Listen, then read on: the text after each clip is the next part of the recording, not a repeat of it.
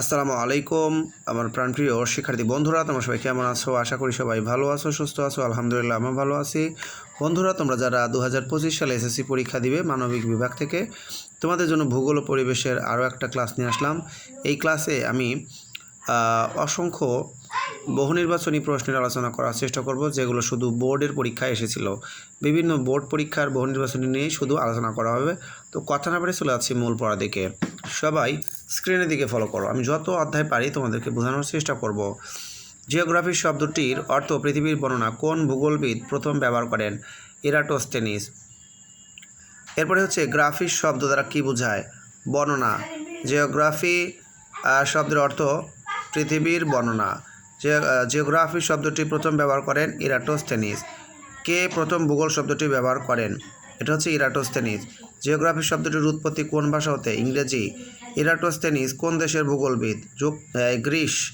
পৃথিবীপৃষ্ঠের পরিবর্তনশীল বৈশিষ্ট্য যথাযথ যুক্তিসঙ্গত ও সুবিন্যস্ত বিবরণের সঙ্গে সংশ্লিষ্ট বিষয় হল ভূগোল সংজ্ঞাটি কে দিয়েছেন? Richard Hudson. এরপর কোন ভূগোলবিদ পৃথিবী ও এর অধিবাসীদের বর্ণনা হলো ভূগোল সংজ্ঞাটি দিয়েছেন? এটা হচ্ছে অধ্যাপক ডাডলি স্ট্যাম। এরপর কোন ভূগোলবিদ বলেছেন ভূগোল হলো প্রকৃতির সঙ্গে সম্পর্কিত বিজ্ঞান? এটা হচ্ছে আলেকজান্ডার ফান হামবোল্ট। কোন দেশের বিজ্ঞান একাডেমি 1965 সালে ভূগোলের একটি সংজ্ঞা দিয়েছে? যুক্তরাষ্ট্র। এরপর যুক্তরাষ্ট্রের ওয়াশিংটন ডিসির বিজ্ঞান একাডেমি কত সালে ভূগোলের সংজ্ঞা দিয়েছে? 1965। ভূগোল হলো পৃথিবীর বিজ্ঞান সংজ্ঞাটি বা উক্তিটি কার? অধ্যাপক কার্ল রিটার। ভূগোলের প্রধান কাজ কী? কার্যকারণ উদ্ঘাটন করা। এরপর হচ্ছে ভৌত পরিবেশের উপাদান কোনটি? সাগর, নদী। জীব সম্প্রদায়ের পারিপার্শ্বিক জৈব প্রাকৃতিক অবস্থাকে পরিবেশ বলে। এটা হচ্ছে সংজ্ঞাটি হলো আর্মসের। পরিবেশ বলতে স্থান ও কালের কোনো নির্দিষ্ট বিন্দুতে মানুষকে ঘিরে থাকা সকল অবস্থা যোগফল বোঝায়। এই উক্তিটি হচ্ছে সিসি পার্কের। এরপর পরিবেশ কয় প্রকার? এটা হচ্ছে পরিবেশ 2 প্রকার। এরপরে জীব উপাদান কোনটি? গাছপালা। কোনটি অর্থনৈতিক ভূগোলের অন্তর্ভুক্ত? ব্যবসা বাণিজ্য।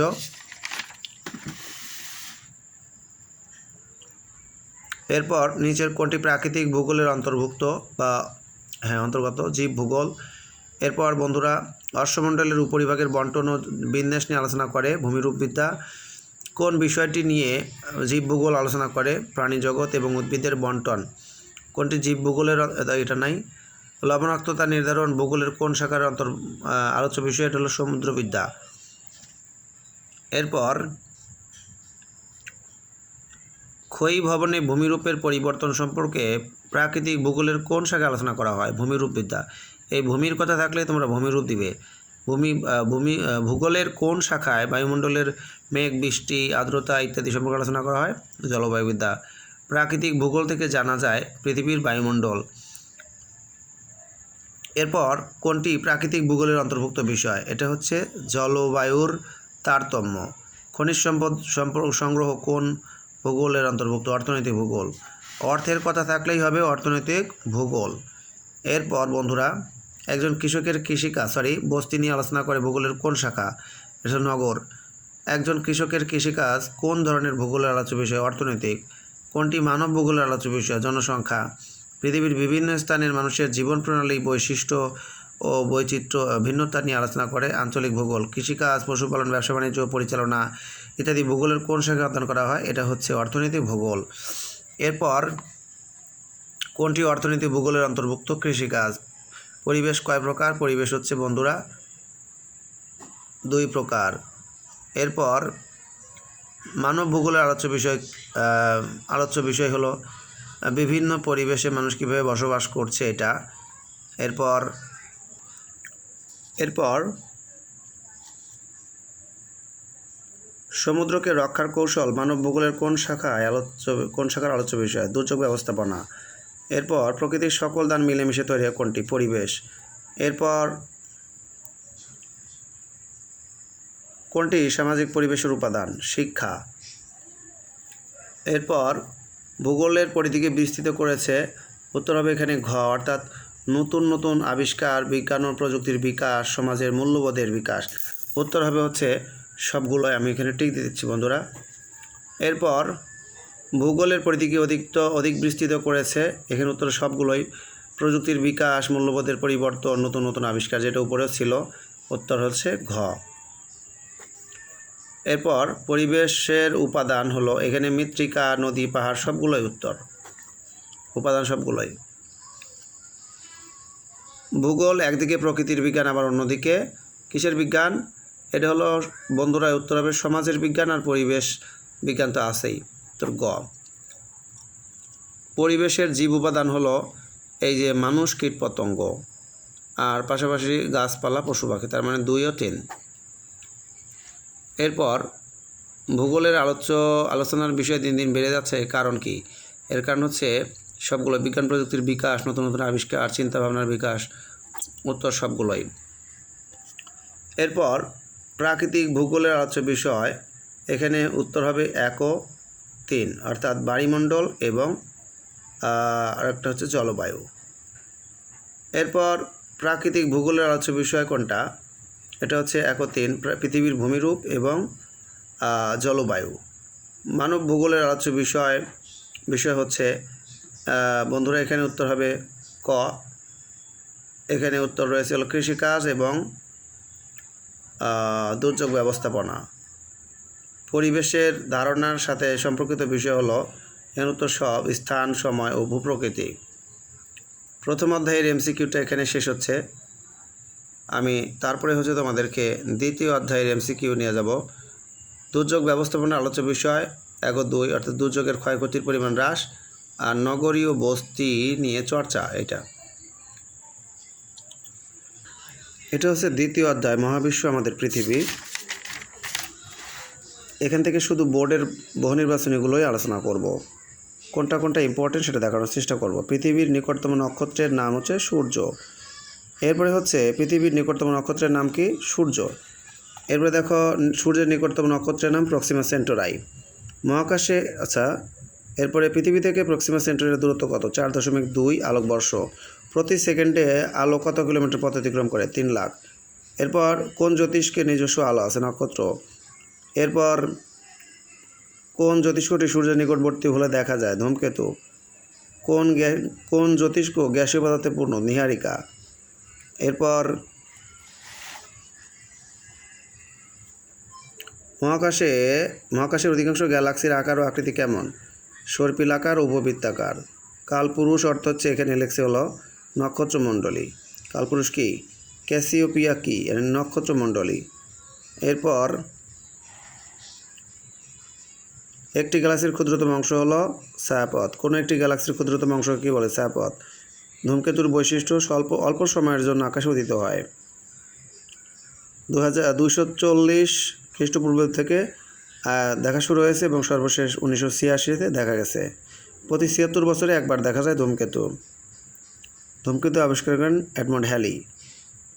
আচ্ছা, এরপরে হচ্ছে আনন রাত্রিতে খোলা আকাশের নিচে তাকিয়ে দেখলো মহাকাশ থেকে জ্বলন্ত বস্তু পৃথিবীর দিকে ছুটে আসছে।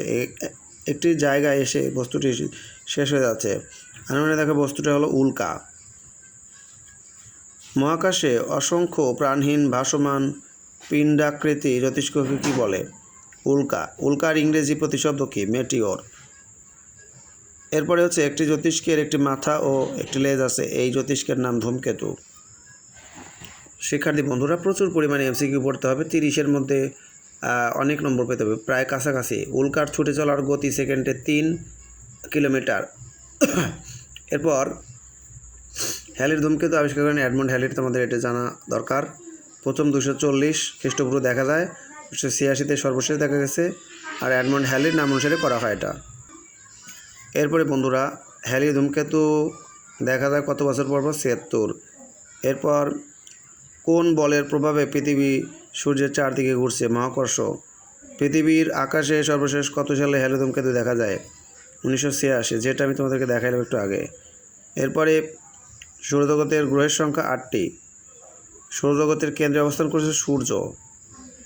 কোন গ্রহ শুধু পূর্ব থেকে পশ্চিমে দেখা যায়? পাক খায়, এটা হলো শুক্র। সূর্যের বর্ণ হচ্ছে হলুদ।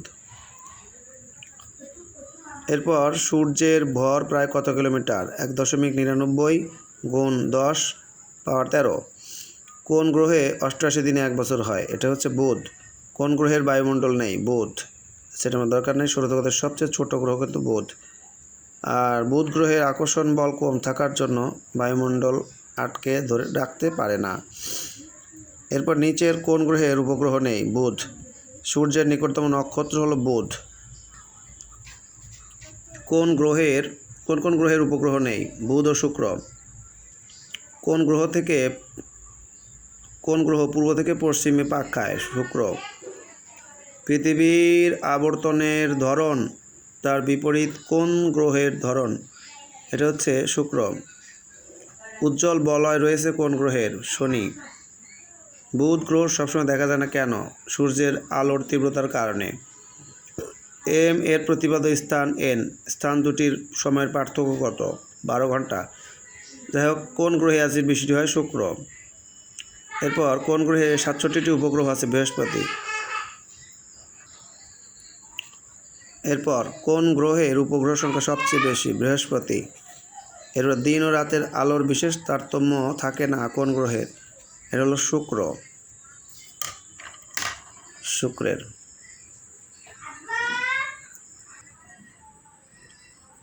এরপরে কোন গ্রহের ভূত্বক বরফে ঢাকা? শনি।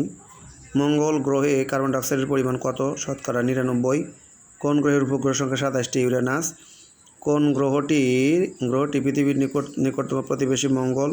কোন গ্রহের 2টি উপগ্রহ রয়েছে? এটা মঙ্গলের রয়েছে, ফোবস ও ডিমস। ফোবস কোন গ্রহের মঙ্গলের কোন গ্রহের উপরিভাগ থেকে সূর্য কখনো দেখা যায় না? শুক্র। এটা দরকার নেই আমাদের সৌরজগতের সবচেয়ে উজ্জ্বল ও উত্তপ্ত গ্রহ কোনটা? শুক্র। এরপরে সূর্য থেকে মঙ্গল গ্রহের গড় দূরত্ব 22.8 কোটি কিলোমিটার। কোন গ্রহে গিরিখাত দেখা যায়? মঙ্গল। এরপর কোন গ্রহের ভূত্বক বরফে ঢাকা? শনি। গ্রহরাজ বলা হয় কোনটাকে? আচ্ছা, বৃহস্পতির আমরা তো জানি। এরপর সৌরজগতের সবচেয়ে বড় হলো বৃহস্পতি। এরপর পৃথিবীর মহাদেশীয় ব্যাস কত কিলোমিটার? 12,667 কিলোমিটার। সৌরজগতের দ্বিতীয় বৃহত্তম গ্রহ হচ্ছে শনি। কোন গ্রহের 14টি উপগ্রহ রয়েছে? নেপচুন। ইউরি গাগারিন স্পুটনিকে চড়ে পৃথিবী প্রদক্ষিণ করেন 1961-তে। কোন গ্রহটি কম উজ্জ্বল? ইউরেনাস। নেপচুন গ্রহের উপগ্রহ সংখ্যা কিন্তু 14টা। সূর্য থেকে সবচেয়ে দূরবর্তী রয়েছে নেপচুন। সৌরজগতের তৃতীয় বৃহত্তম গ্রহ হচ্ছে এই ইউরেনাস। দূরবীক্ষণ ছাড়া দেখা যায় না কোনটা? ইউরেনাস দেখা যায় না। এরপরে হচ্ছে নিরক্ষীয় তল থেকে উত্তল মেরুর কৌণিক দূরত্ব বা উৎপন্ন কোণ কত ডিগ্রি? 90 ডিগ্রি। পৃথিবীর কেন্দ্রে উৎপন্ন কোণের মান 360 ডিগ্রি। পৃথিবী বৃত্তের কেন্দ্রে উৎপন্ন ডিগ্রি 360। নিরক্ষরেখার মান কত ডিগ্রি? এটা হচ্ছে